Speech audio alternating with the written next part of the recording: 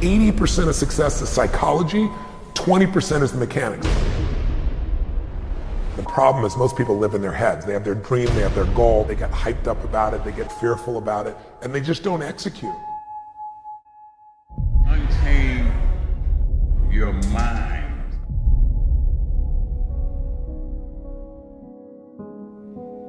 I like something Les Brown said once. He said, there are losers and there are people who haven't learned how to win. My question to you is this: which one are you? Are you a loser, or are you still learning how to win? If you're a loser, it doesn't mean that you're less than. It could mean that you've gotten really good at quitting. It could mean that you've gotten really comfortable ending your race before the finish line. You have your reasons for not finishing, and I've had mine too. But right here, right now, the question is, do you want to win? Self-discipline separates people from success and not being successful. I've never met a person who was not successful that didn't have a great amount of self-discipline within their life. Self-discipline and being able to perform and being able to keep your life on schedule and being able to keep commitments and promises and meet deadlines is essential to success. Look, if you want to get rich, you want to be really successful. When I say rich, I'm not talking about money. I'm talking about a rich life, freedom, time with family, choices, get to do what you want. See, this is what people did. They set a target. You remember when you were a kid and you set targets that were big, giant, had nothing to do with reason? They were giant, right?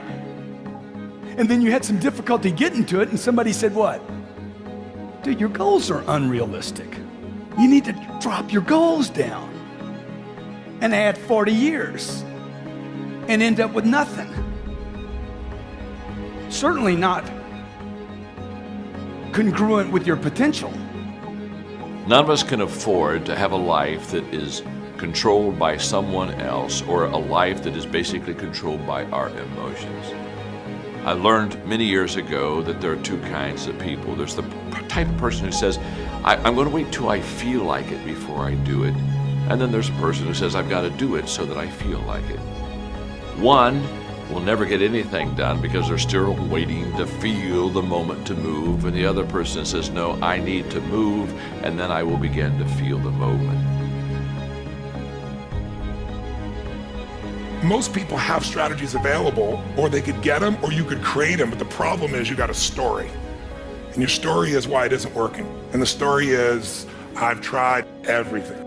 If you tried everything, you'd be fit. If you tried everything, you'd be profitable. There's always a story. And what I tell people is, if you can just divorce the story of your limitation and marry the truth of your unlimited capacity, then the whole game changes. Most of us in our life are trying to make a 10% improvement. And we know this. This is, I'm trying to increase my revenues by 10%, I'm trying to increase my sales by 10%, save 10% more.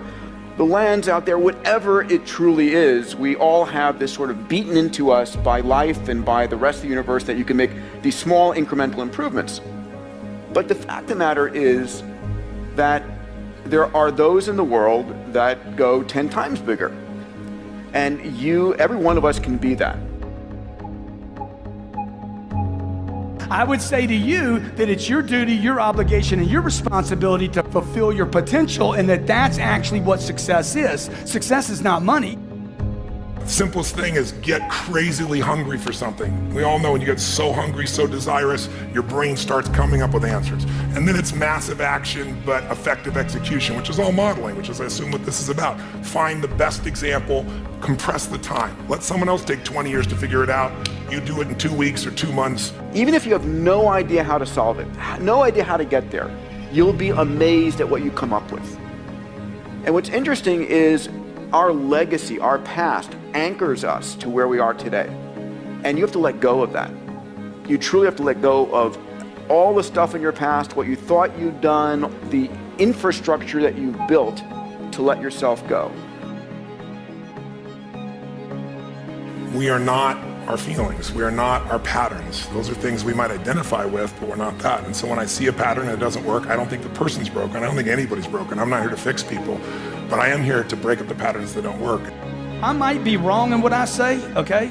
I might be wrong in the things I do in my life and the business that I started. My family's told me not to start every business that I've been involved in, every one of them. Every one of them was a risk. Every one of them I had to take a chance. I remember my mom used to tell me, I wouldn't do that if I were you. I wouldn't do that if I were you. I wouldn't do that if I were you. I'm like, Mom, you wouldn't do anything. Well, you wouldn't do anything except be the mother, a great mother to 5 children. My mother wasn't an entrepreneur. She didn't have my dreams. Just because she's my mom doesn't mean she dreams like me. Would you agree? Okay? My mom was wrong about everything she told me not to do. Love my mom to death. Okay? Unbelievable friend of mine. She was wrong. I needed to do those things. Okay? Steve Jobs needed to build this phone. Would you agree? Did he help a lot of people? Did he make some money while he was doing it? $119 billion in 5 years. Have the conversation with the person that's holding you back. The reason most people who are listening right now are not doing that thing is they're worried about the opinion of somebody, usually their mother, usually their father. And the reality is that your spouse may be the person holding you back, and you have to have that conversation. We have to get to a place where you're doing you, because the number one thing that scares the f out of me is regret. And you're gonna sit there at 72 and you're gonna say, I wish. It's looking yourself in the mirror and saying, like, am I doing this right? So to me, there's so many people that are talking shit about how big of an entrepreneur they're gonna be and how much they're gonna achieve, and they don't work on weekends. You know, I worked every Saturday of my 20s. And I talk to 20-year-old entrepreneurs every single day. Lately, I've been saying to them, this Saturday, you're gonna have more time off than I've had in my entire 20s on a Saturday. So before you tell me how you're gonna be bigger than me, start thinking about what you're actually doing. Ask yourself, am I practicing self-discipline in my life? Am I doing the things that I should do because I need to do them, or am I kind of waiting to feel the moment? Make a damn schedule and stick to it. It's not a bloody prison. That's the first thing that people do wrong. They say, well, I don't like to follow a schedule. It's like, well, what kind of schedule are you setting up? Well, I have to do this, then I have to do this, then I have to do this, you know, and then I just go play video games, because who wants to do all these things that I have to do? It's like, wrong. Set the damn schedule up so that you have the day you want.